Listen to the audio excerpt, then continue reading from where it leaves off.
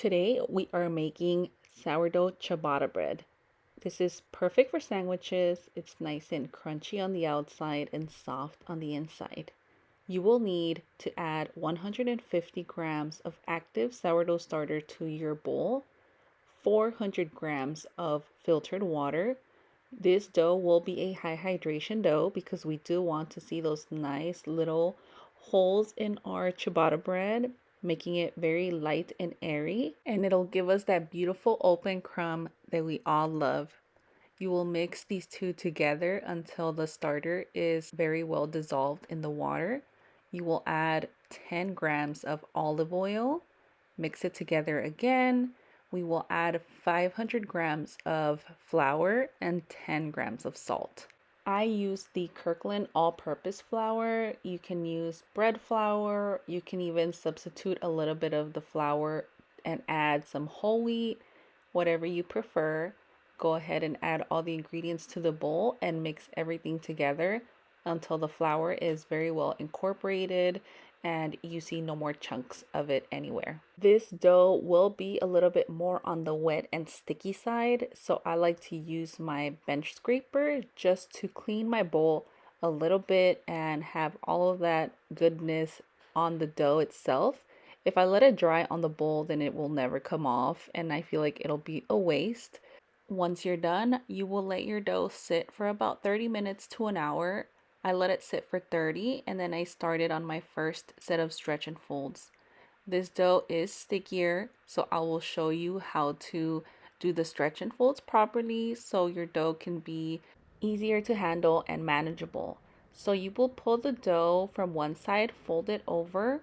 I like to do this a few times going around the bowl. I do not stop at 4 like you usually hear people say, do 4 stretch and folds and let it rest for 30 minutes. I like to keep going until the dough starts to pull back and resist a little bit. Once I'm done with that, I like to grab the dough and flip it over. That way I can do some coil folds. And yes, we're still in the first set.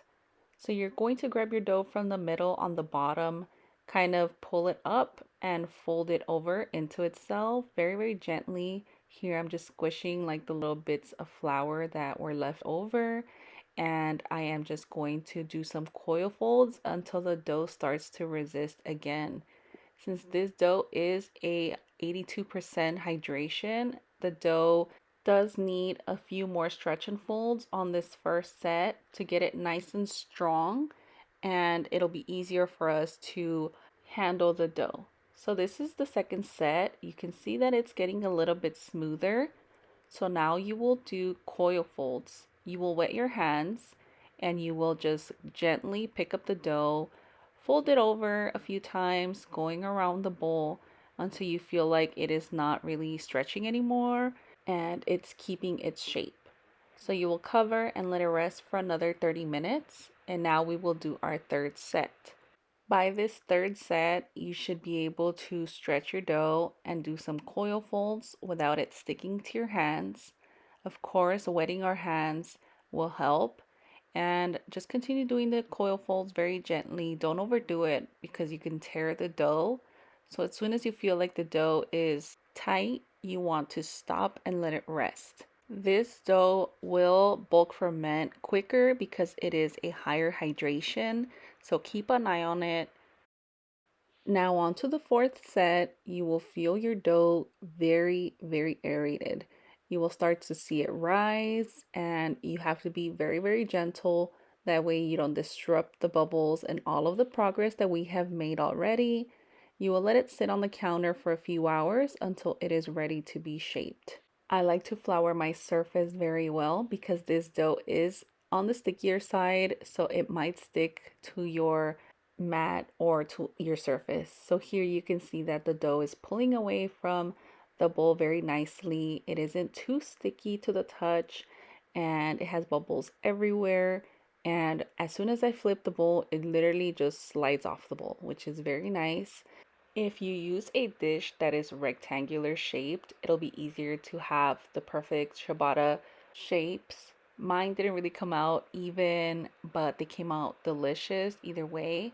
You want to gently cut this dough without popping any of those bubbles.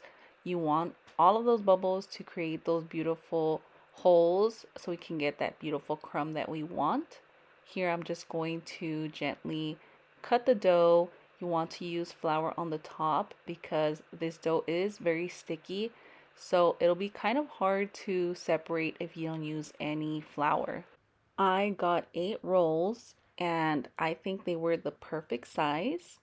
So on the side, I do have my baking tray with some parchment paper. I did sprinkle a little bit of flour on there, and then I start to transfer the pieces of dough.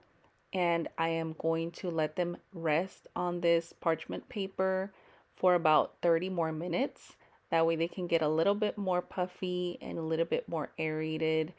At this time, you will want to preheat your oven to 450 degrees. And I also like to put a baking dish on the bottom rack as it preheats. That way I can put some boiling water on there and it can create steam. That way our rolls can rise nicely. You can tell here that the dough is kind of sticky, but it is very aerated and super, super soft.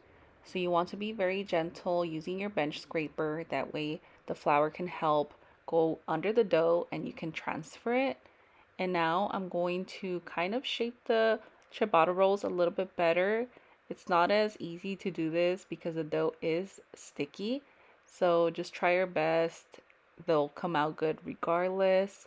So this is after the 30 minutes. You can see that it is super puffy, very soft, and almost cloud-like. Although I've never touched a cloud and I don't think clouds feel like this, but this is what I would imagine them to feel.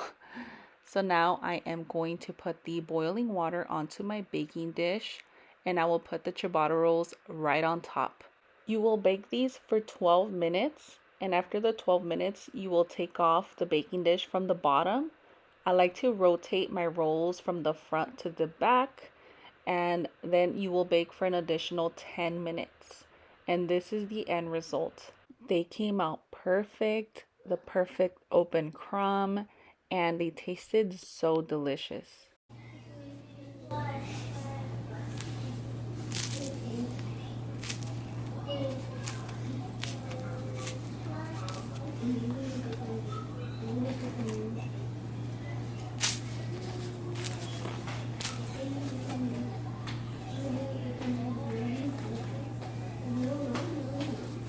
Did you guys hear that crunch?